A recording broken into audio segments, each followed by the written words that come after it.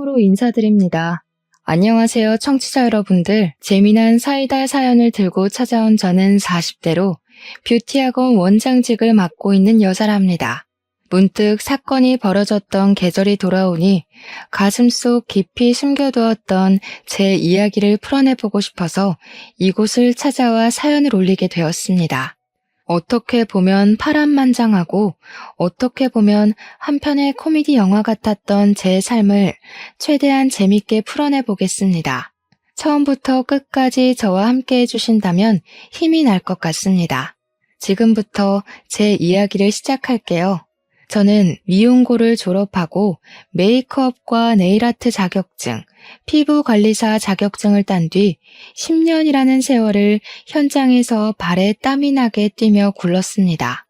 사실 이 직업이 꾸미기 좋아하는 사람들이 모여 일궈낸 일터라고 생각하실지 몰라도 정말 치열하고 누구보다 바쁘게 살아야 하는 직업이거든요. 유행에도 민감해야 하고 고객들이 원하는 니즈를 정확하게 파악해야 하고 거기다가 스몰 토크까지 완벽하게 해내야 하는 직업이죠.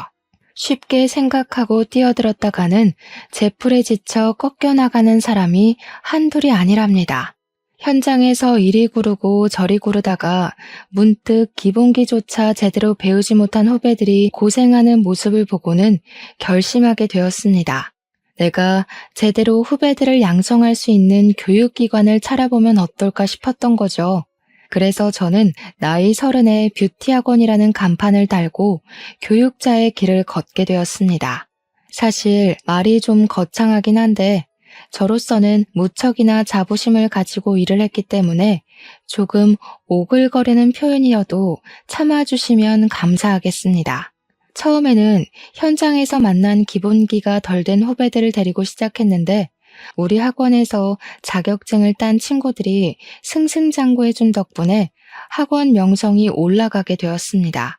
물론 제가 꼼꼼하게 가르치는 부분이 한몫하기도 했지만 운빨도 무시 못했죠. 작은 상가 건물 3층 한편에서 시작했던 학원이 지금은 강서구에서 건물 하나를 통째로 쓸 만큼 번창했습니다. 그러니 제가 얼마나 노력을 하고 잠을 줄여가며 일을 했는지 상상이 가시죠?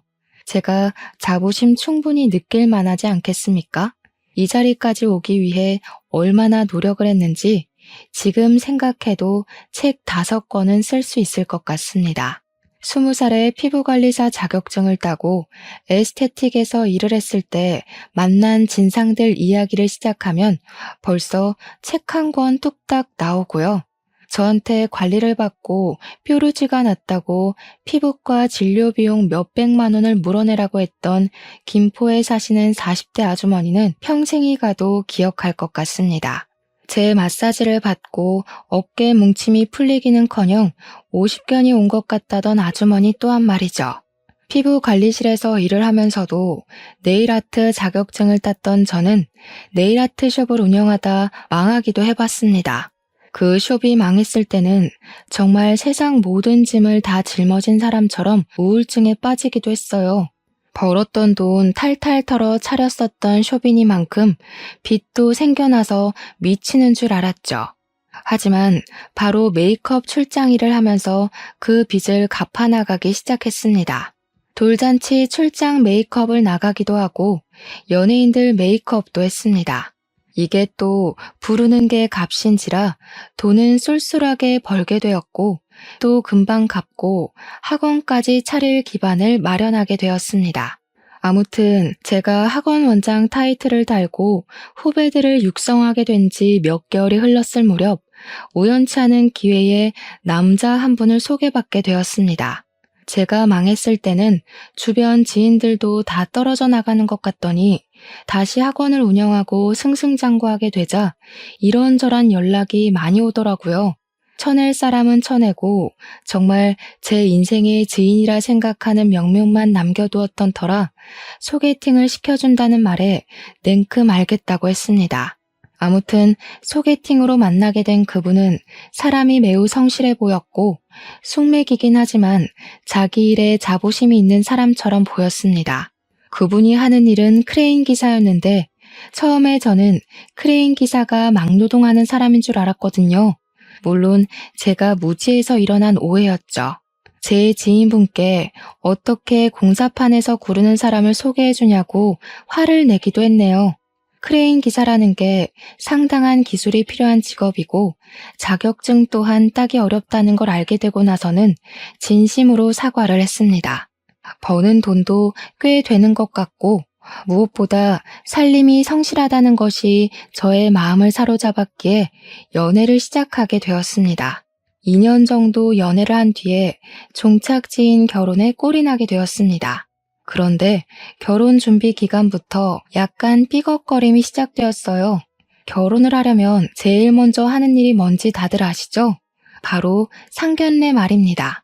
프로포즈도 받았고 반지까지 나눠 낀 마당에 자꾸 예비 신랑이 차일피일 상견례 자리를 미루는 게 아니겠습니까?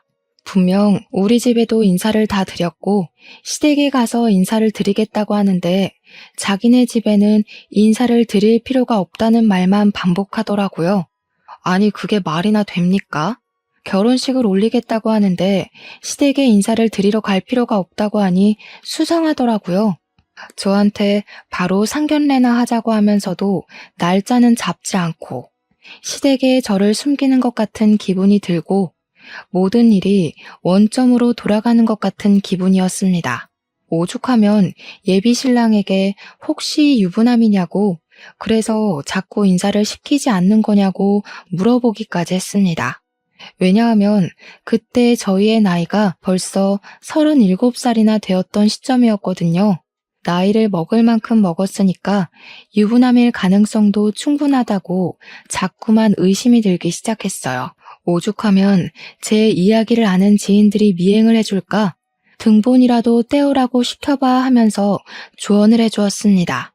예비신랑은 유부남 이야기를 듣자마자 절대 아니라며 가족관계 증명서를 떼다 보여주면서 미혼임을 확인시켜주기도 했습니다. 미혼인 걸 확인하고 나니까 상견례를 미루는 행동이 더 이해가 가질 않더라고요. 그래서 왜 그러는 거냐고 화를 내니까 그제야 멋쩍어 하면서 이야기를 하더라고요. 자기한테 형이 하나 있는데 이혼을 한 지 얼마 안 돼서 집안 분위기가 뒤숭숭해서 그렇다는 것이었습니다. 저는 순간 깜짝 놀랐죠. 계속 상견례 하자고 졸랐는데 친형이 이혼을 했다고 하니까요. 집안이 뒤숭숭하고도 남을 일이라서 제가 너무 아이처럼 보챈 건가 싶어서 미안하기까지 했습니다. 예비 신랑에게 아주버님이 이혼한 이야기를 물어보니까 말을 또 아끼더라고요. 무슨 비밀이 그리도 많은 건지 나 참.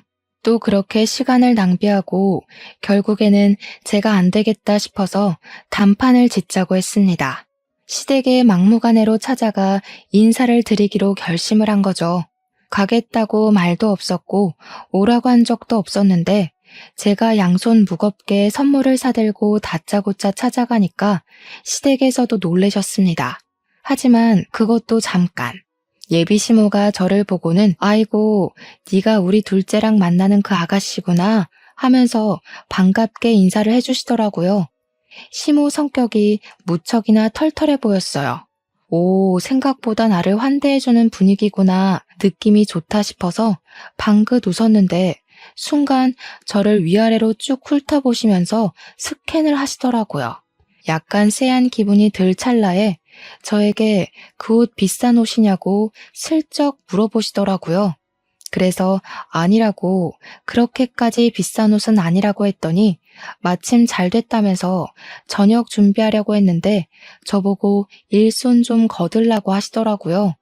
순간 너무 당황해서 쓱 건네시는 앞치마를 받아버렸고 멀뚱히 있을 수가 없는 분위기가 되어버려서 체념을 하고 앞치마를 둘렀습니다. 싫은데요? 했다가는 당장 나가 할 것 같은 분위기였어요. 진짜예요. 등 떠밀려서 어영부영 시키는 일 하면서 저녁 준비를 돕고 있는데 안쪽 방에서 아주버님으로 보이시는 분이 나오시더라고요. 저를 한번 보고 시모를 한번 보더니 한숨을 푹 내쉬는 겁니다. 엄마, 내가 이런 짓 하지 말라고 했는데도 아직 정신 못 차리고 이러고 있어? 날선 말이 나오자 저는 잔뜩 긴장을 해서 그 둘 사이에 껴서 눈치를 볼 수밖에 없었습니다. 예비 시모는 순간 버럭하시면서 자기가 뭘 또 어쨌다고 그런 소리를 하는 거냐며 방이나 들어가 있으라고 아주버님한테 말씀하시더라고요. 근데 아주버님도 지지 않고 시모한테 큰 소리를 내는 겁니다. 왜 집에 인사하러 온 손님한테 앞치마를 입히고 일을 시키고 있냐고. 내가 그런 짓 하지 말라고 몇 번이나 이야기를 했는데 아직도 정신 못 차렸어? 아니, 얘가 하기 싫었으면 싫다고 했겠지. 군소리 없이 일 잘하고 있는 애한테 왜 그런 말을 하는 거니? 이게 다 내 탓이야? 얘, 네가 말을 좀 해봐라. 갑자기 시선이 저한테 모이게 되더라고요. 무슨 말을 해야 할지 몰라서 우물쭈물 눈치를 보고 있는데 아주버님도 저를 보면서 한 소리 하셨습니다. 손님으로 인사드리러 온 자리에서 밥 차리는 거 돕고 싶어요? 조용한 거 봐라. 잘하고 있는 애 괜히 들쑤시지 마. 얘도 입이 있는데 당연히 싫으면 싫다고 말을 하겠지. 예비 시어머니가 될 사람 앞에서 면전에 대놓고 싫다는 소리를 어떻게 하겠어?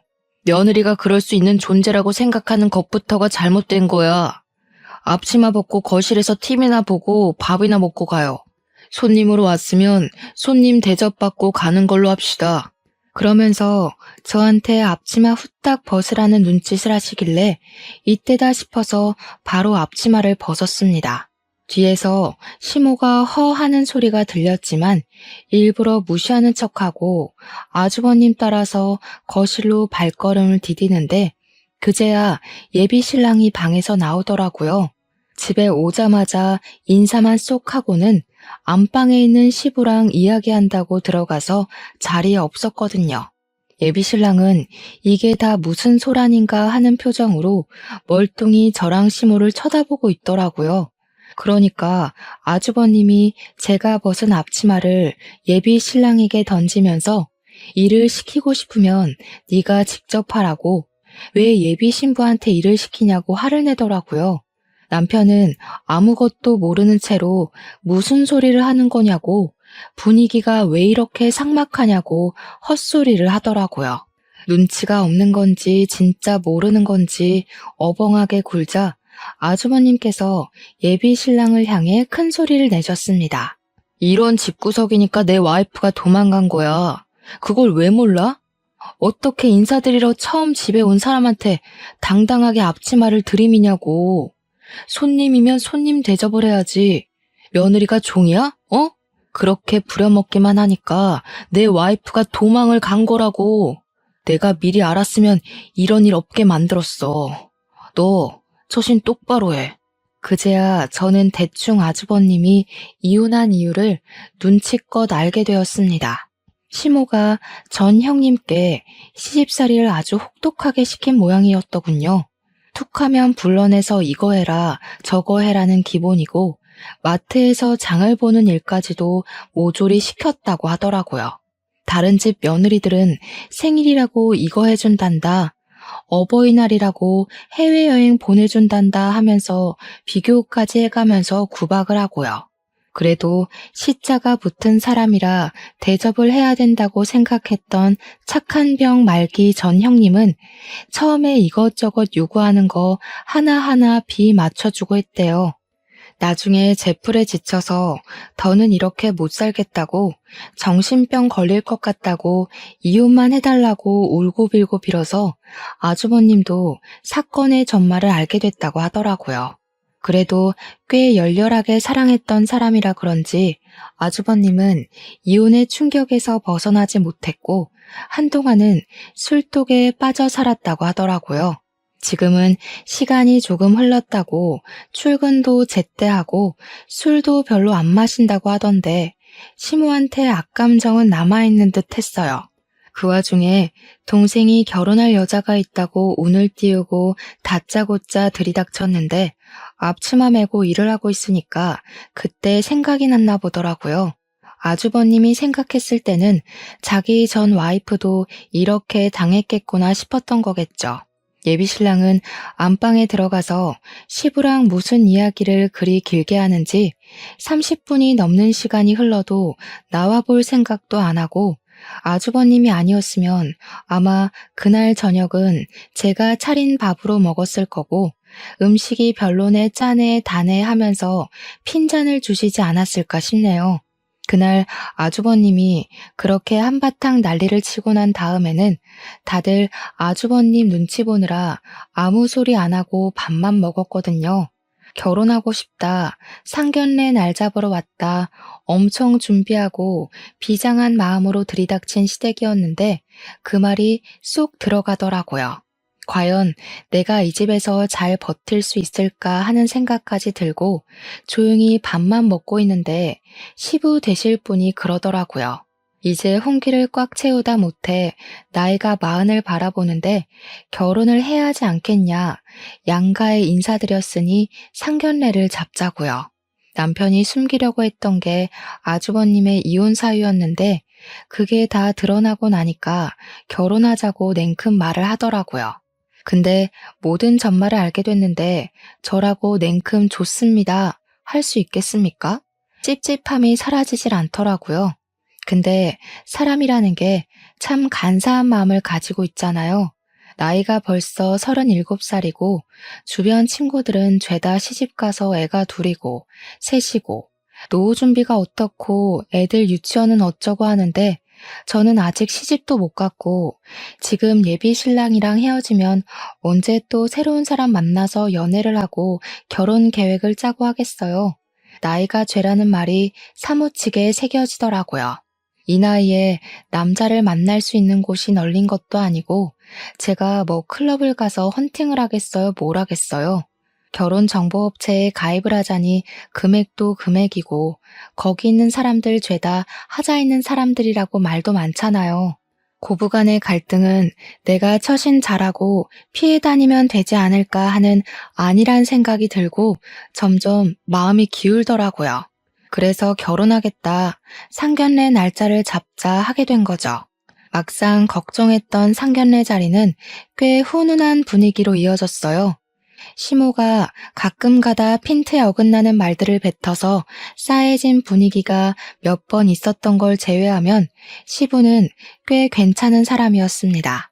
시모가 우리 부모님한테 그러더라고요. 자기네들은 노후 준비 다 되어 있고 모아둔 재산도 꽤 되는데 사돈댁은 어떠냐고요. 우리 아들, 그러니까 예비 신랑이 벌어오는 돈으로 노후 준비할 생각하시는 거 아니죠? 하면서 무례하게 굴었습니다. 그 말에 우리 부모님도 무척 당황해 하셨죠.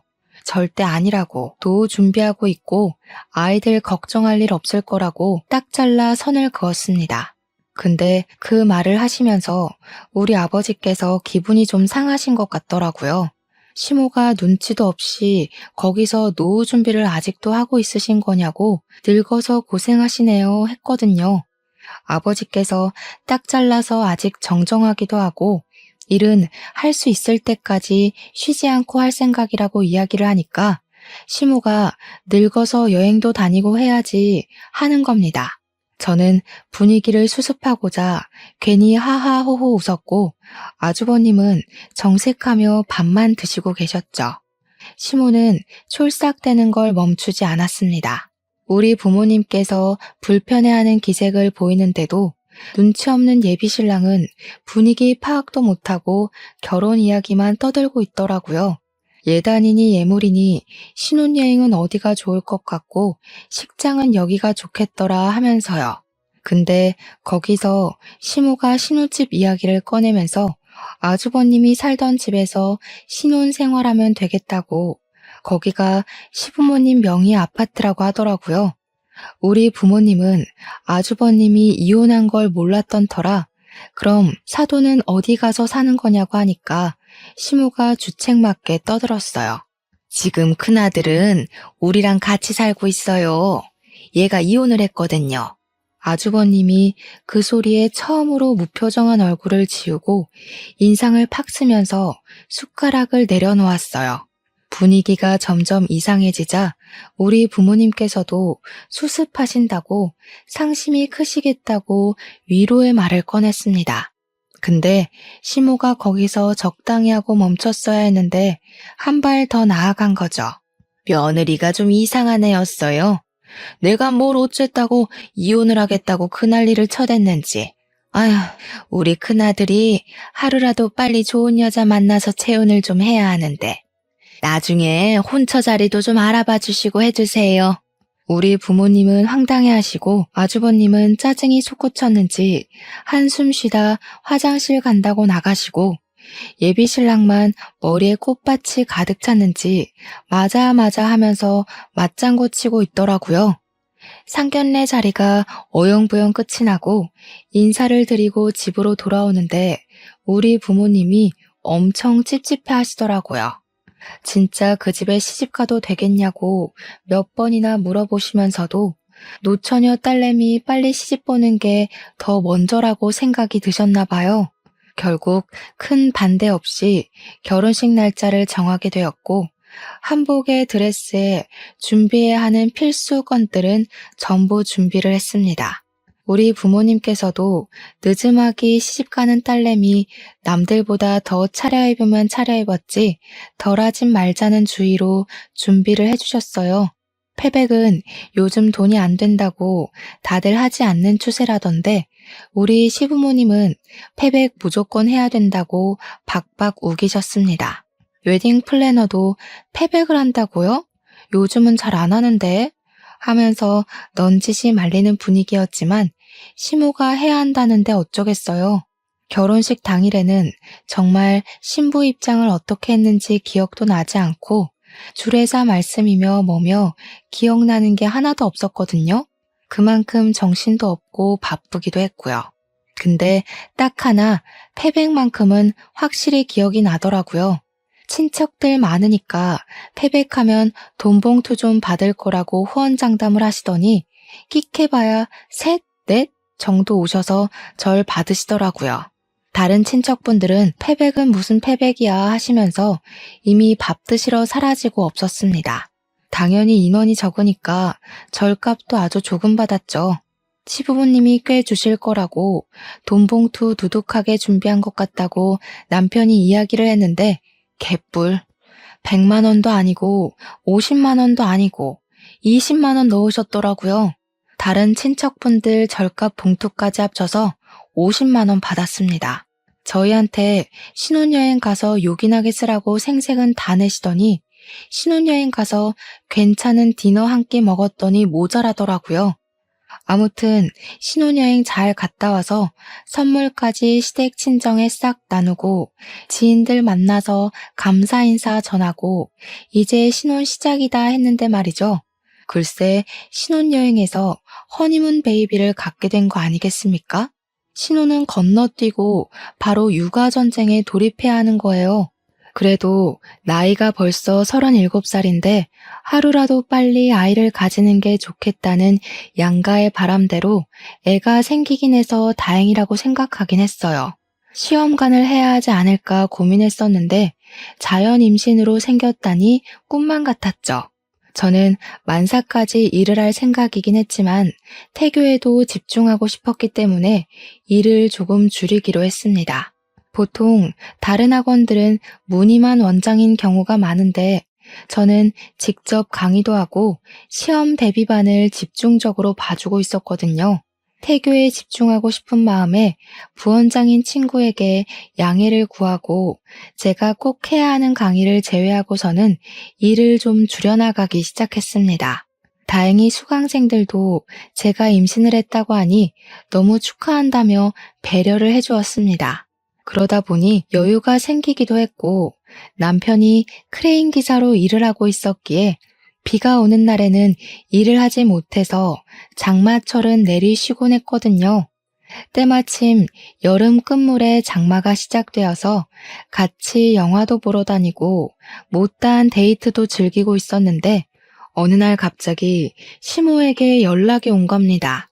그날은 우리 부부가 출산하고 나면 제대로 된 데이트도 못 즐길 게 뻔하니까 임신 기념으로 호캉스를 가자고 한 날이었어요. 호텔에 1박 1정으로 먹고 자고 하면서 수영도 하고 도심을 즐기자고 한 날이었죠. 그날 저녁에 호텔에서 쉬고 있는데 시무한테 전화가 와서는 왜 우리 집에 불이 꺼져 있냐고 아직도 밖이냐고 묻는 겁니다. 저는 좀 당황해서 지금 호캉스를 즐기러 나와 있다고 하니까 갑자기 돈이 썩어나냐고 멀쩡한 집 내버려 두고 왜 호텔에서 자냐고 성질을 부리시더라고요. 저도 할 말은 하는 성격이라 출산을 하고 나면 이렇게 즐길 수 있는 시간이 얼마나 있겠냐고 지금 즐겨야 한다는 육아 선배들 조언에 놀러 나온 거라고 했어요. 시모는 저에게 집에 붙어 있어도 시원치 않을 판에 나간다면서 그렇게 좋은 데 갈 거면 자기한테도 가자고 한마디 물어볼 수 있는 거 아니냐고 하더라고요.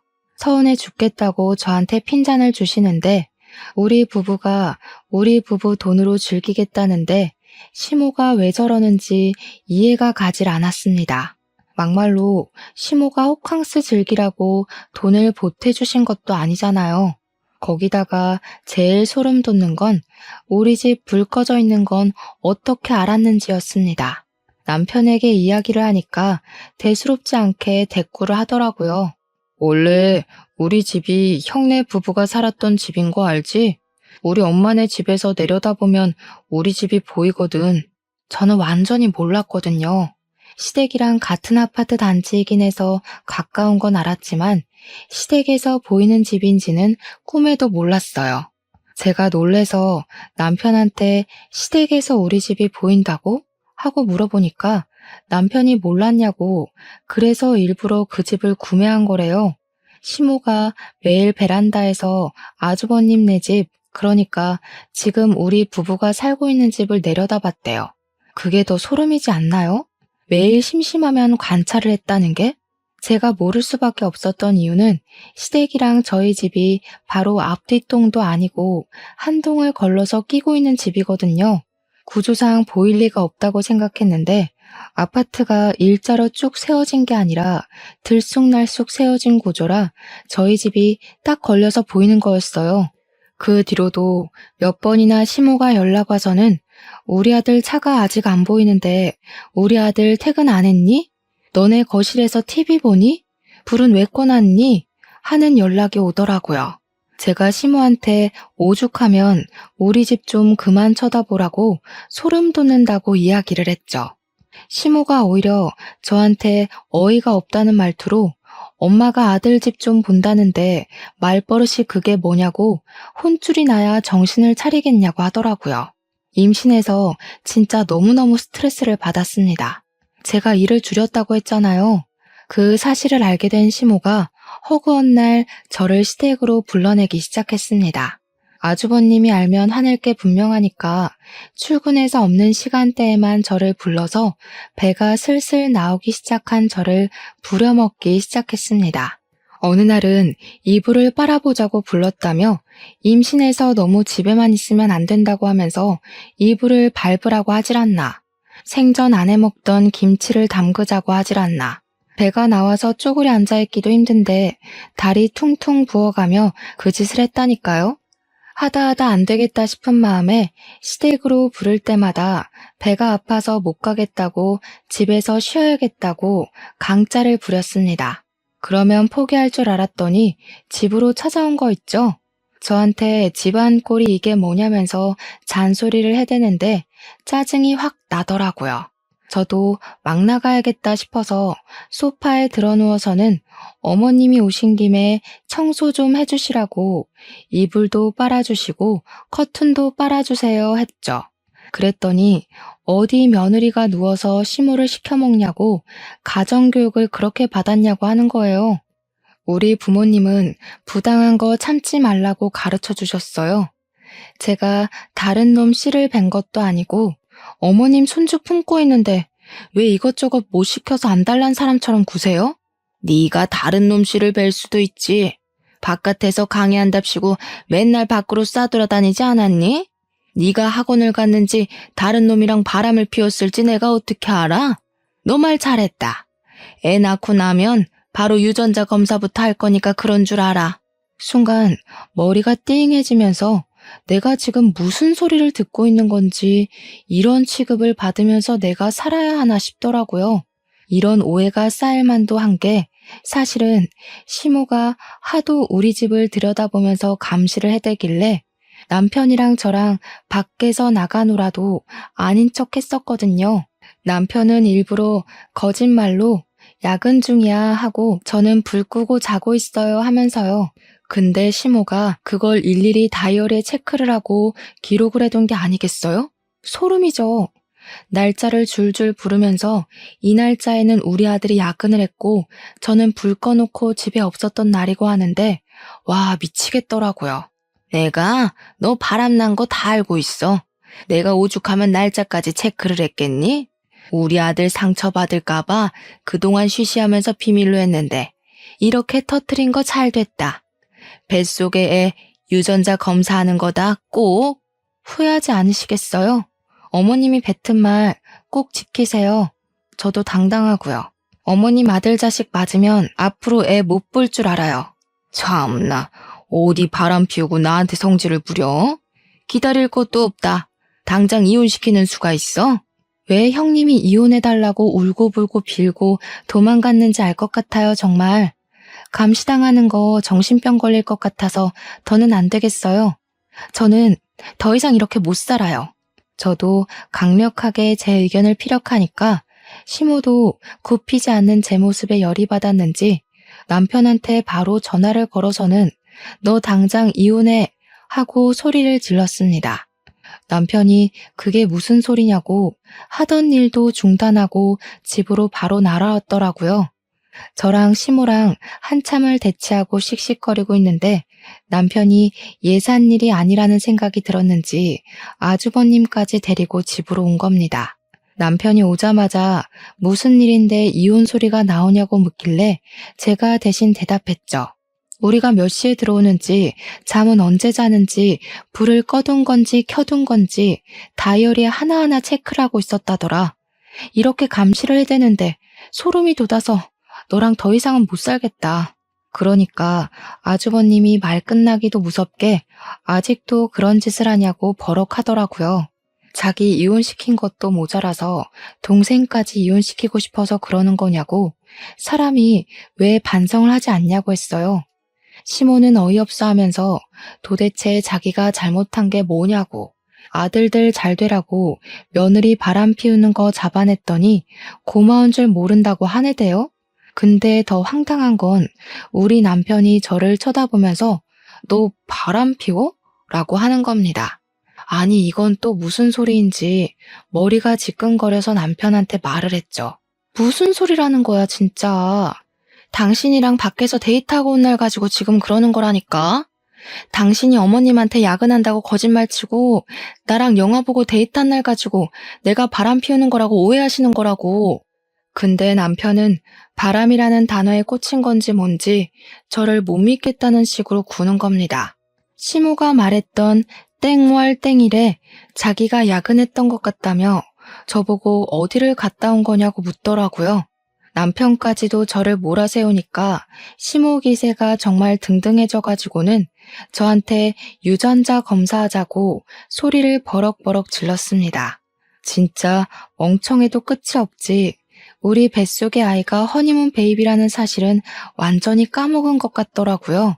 저도 화딱지가 나서 싫다고 마음 바뀌었다고 어쩜 나를 못 믿을 수가 있냐고 유전자 검사 안 한다고 강짜를 부렸습니다. 그랬더니 남편이 한다는 소리가 혹시 모르니까 확실하게 하는 게 좋겠다고 유전자 검사를 하자고 하는 거예요. 저한테 좋은 게 좋은 거 아니냐고, 친자가 맞으면 좋은 거고 아니면 이혼하면 되지 않냐고 저를 설득하는데 순간 제가 완전히 부정당하는 기분이 들었습니다. 오죽하면 아주버님까지도 남편을 정신 나간 놈처럼 바라보더라고요. 제가 결국 제 풀에 지쳐 이혼하자고 짐을 싸서 친정으로 가겠다고 했어요. 그러니까 시모가 적어보라고 회피하는 게 완전히 여우라고 손가락질을 하더라고요. 쫄리니까 도망가는 거 아니냐고 저를 몰아세우는데 눈물이 다 날 것 같았습니다. 아주버님이 시모한테 정신 나간 거 아니냐고 임산부한테 별수를 다 한다고 제 편을 들어주는데 남편은 뭐 하는 건지 참나. 그날로 친정에 짐 싸들고 가버리고 이혼하자고 서류를 남편에게 보냈더니 노발대발하면서 절대로 이혼을 못 해주겠다는 겁니다. 친정에서 푹 쉬고 마음 정리하고 돌아오라고 이야기를 하는데 도대체 제가 정리할 마음이 뭐가 있겠냐고요. 유전자 검사 의향을 가지고 돌아오라는 소리밖에 더 되겠습니까? 참 불행하게도 제가 스트레스를 너무 많이 받았는지 글쎄 아이가 조산으로 태어나게 되었습니다. 소위 말하는 팔싹둥이로 10개월을 다 품지 못하고 8개월 만에 아이가 태어나게 된 것이죠. 바로 인큐베이터로 아이는 들어가고 저는 병원에 몸져 누워서 끙끙 앓고 있는데 시모랑 남편이 왔더라고요. 이것 봐. 10개월 뒤에 나와야 할 아이가 왜 8개월 만에 나왔겠어? 너 결혼 전부터 임신한 상태로 속이고 결혼한 거지? 남의 아이 가져놓고 순진한 우리 아들 속여서 결혼한 거잖아. 당장 이혼해. 우리 부모님은 이게 다 무슨 개소리냐며 화를 내셨고 시모는 의견을 굽히지 않았습니다. 대판 싸우는 와중에 남편이 저를 싸늘하게 쳐다보는데 진짜 실망을 더할 수도 없겠더라고요. 저는 그냥 지쳐서 도장을 찍어주었고 이혼 서류를 제출하게 되었습니다. 제가 38살의 나이로 출산을 하게 되면서 아이가 태어난 다음에 이혼을 하게 된 터라 출생신고를 먼저 하게 되었습니다. 남편이 자기 자식이 아닐 수도 있는데 왜 자기 자식으로 호적에 올려야 하냐면서 난리가 난 거죠. 제가 지쳐서 네 자식 맞는다고 유전자 검사해주겠다고 하니까 남편이 그런 것도 다 조작할 수 있는 거 아니냐고 콧방귀를 끼대요. 제가 콩 심은 데 콩 나고 팥 심은 데 팥 난다고 이야기를 해줘도 들을 것 같지 않아 보였습니다. 나라법이 그런데 어쩌겠냐고 네 자식 맞으니까 인정하라고 몇 번을 이야기를 해도 듣질 않더라고요. 조리원에서 몸조리를 하고 친정에 돌아와 독박 육아를 시작했는데 시댁에서는 그때까지도 자기네 자식인지 아닌지도 모르는 마당에 왜 자기네 성을 따라야 하는 거냐고 하더라고요. 호적에 어떻게든 한번 올려보겠다고 이혼을 미루고 미룬 거 아니냐고 화를 내는데 진짜 이 사람들이랑 무슨 이야기를 하나 싶었습니다. 저라고 그 집 호적에 올라가게 내버려 두고 싶었겠어요? 나라법이 그렇다는데 어떻게 합니까? 애는 하루 종일 울지 제 학원은 부원장에게 일임했더니 일을 거지같이 했는지 학원생들이 우수수 떨어져 나가지. 저한테 허락도 맞지 않은 상태로 무슨 이벤트를 열었다가 재정에 구멍도 크게 내고 학원 월세며 직원들 월급이며 나가야 하는데 돈은 모자라서 대출을 받아서 할 지경까지 이르렀어요. 그런 생활이 6개월이나 지속이 되니까 제 몸이 안 아픈 데가 없고 정신도 피폐해졌습니다. 애를 어린이집에 보내놓고 다시 일선에 뛰어들어야 하나 고민을 하고 있었습니다. 그러던 도중 학원 운영은 점점 어려워지고 부원장은 일만 잔뜩 벌인 채로 사직서를 내고 도망을 가버렸습니다.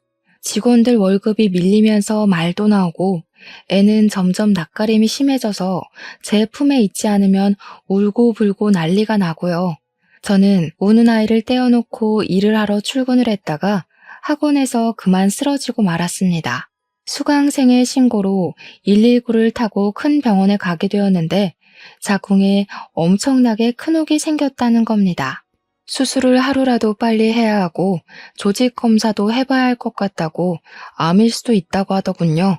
문제는 수술을 빨리 해야 하는데 제가 모유 수유를 하고 있었고 애는 완전히 제 껌딱지고 학원 운영까지 시급하니까 미치겠는 겁니다. 우울증까지 겹쳐서 하루하루가 힘든 와중에 전 시댁에서 이걸 어떻게 알았는지 제가 입원해 있는 병실로 찾아왔더라고요. 시모랑 전 남편이 병실에 찾아와 저에게 꺼낸 말이 뭔지 아십니까?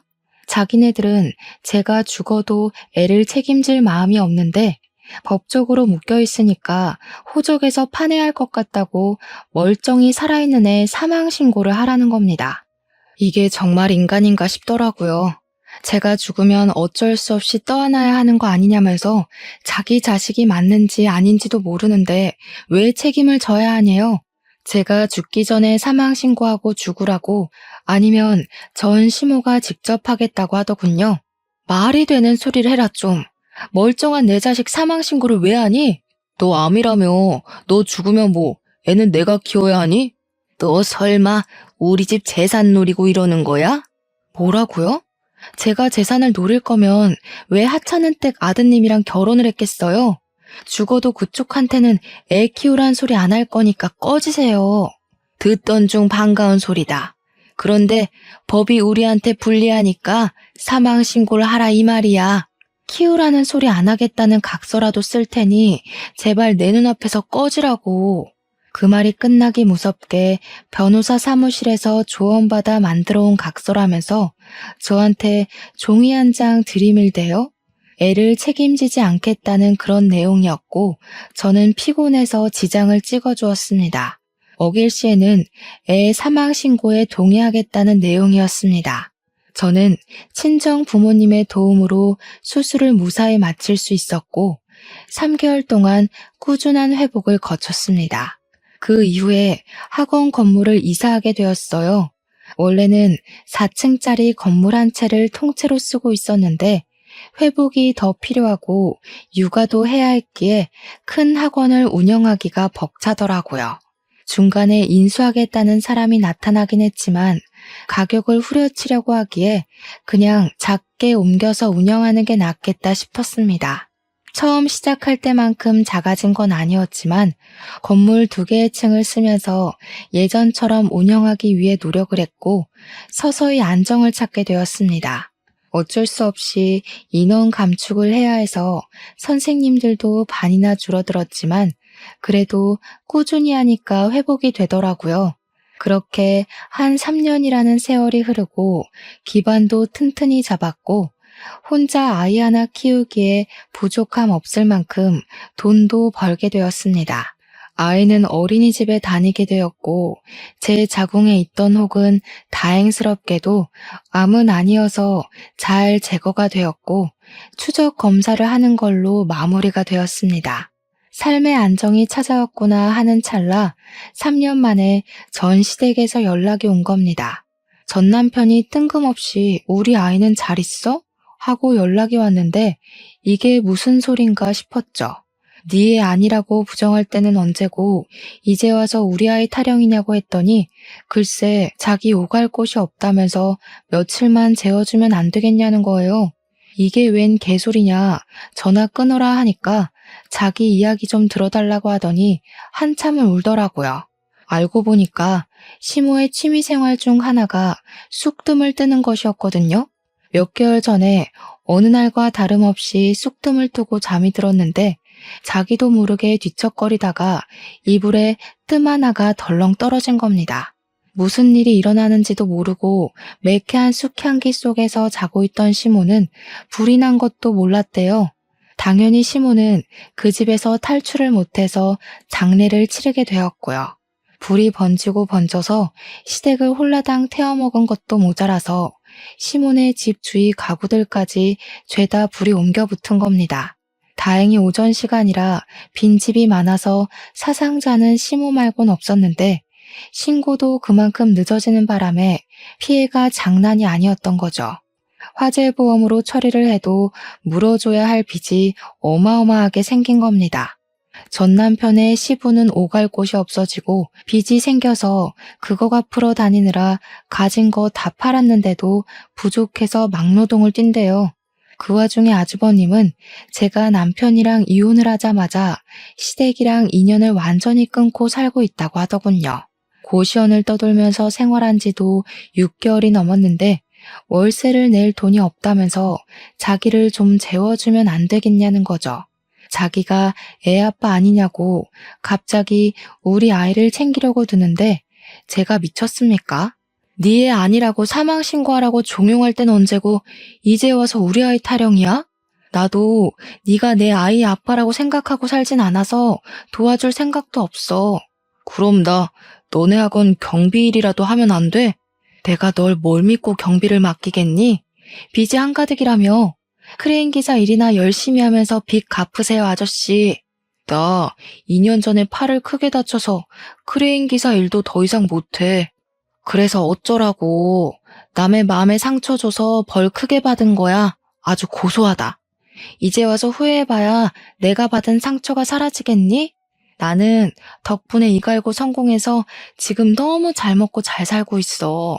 그러니까 앞으로 나한테 콩고물 떨어질까 기대하지 말고 네 시궁창 인생 잘 가꾸며 살아. 그러고는 전화를 차단해버렸습니다. 한순간에 재산 다 말아먹은 전 시댁 인간들, 내 아이를 사망신고하라고 종용하던 정신 나간 것들이 쫄딱 망했다고 하니 너무 고소합니다. 결국 그 집을 탈출한 아주버님도 존경스럽고 대단하고요. 앞으로는 제정신 아닌 소리 그만하고 반성하며 빚 갚고 살았으면 좋겠네요.